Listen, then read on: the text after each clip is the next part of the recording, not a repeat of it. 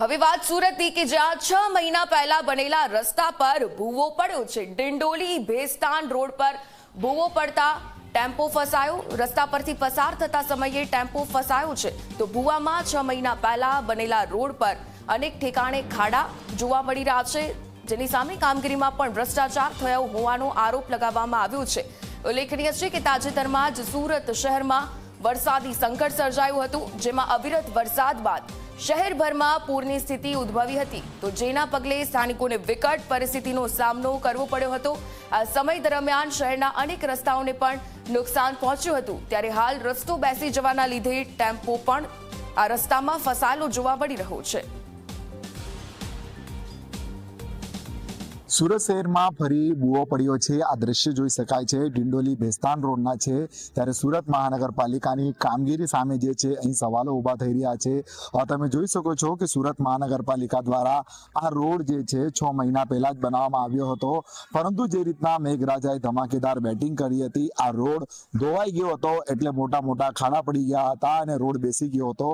ત્યારે સુરત મહાનગરપાલિકાએ માત્ર અહીં કપચીનું પુરાણ કરવામાં આવ્યું હતું, પરંતુ કપચીનું પુરાણ બી જે છે કઈ રીતના કરવામાં આવ્યું છે દ્રશ્ય જોઈ શકાય છે। કારણ અહીં ભૂવો પડી જતા આ જે આઈસર જે ટેમ્પો જે છે ટેમ્પો ભૂવોમાં ફસાઈ ગયો છે અને જે ચાલકને ભારે હાલાકી પડી છે। લોડેડ ગાડી છે અને આ ગાડીમાં જે છે માલ સામાન છે।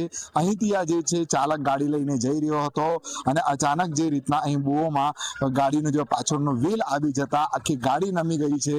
આ દ્રશ્ય જે છે જોઈ શકાય છે તે સુરત મહાનગરપાલિકાની આ કામગીરી જોઈ શકાય કે કોન્ટ્રાક્ટર દ્વારા ભ્રષ્ટાચાર આચરવામાં આવ્યો હોય તે રીતના દ્રશ્ય પડતી જે છે કહી શકાય છે। કારણ રોડ જે છે એક જગ્યાની અનેક જગ્યાએ બેસી ગયો છે અને એમાં કપચીનું પુરાણ કરવામાં આવ્યું છે, તેમ છતાં રોડ જે છે બેસી રહ્યો છે। અનેક વાહન ચાલકો છે, આપણે એમની જોડેથી આપણે જાણીશું।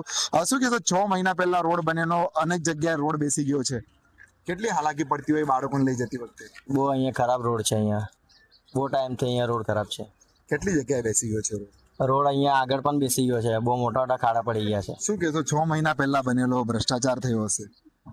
આમાં રોડ તો એ જ છે, ઓછો બનાવ્યો છે, એમ સારો નથી બનાવ્યો, એમ ખરાબ બનાવ્યો છે રોડ।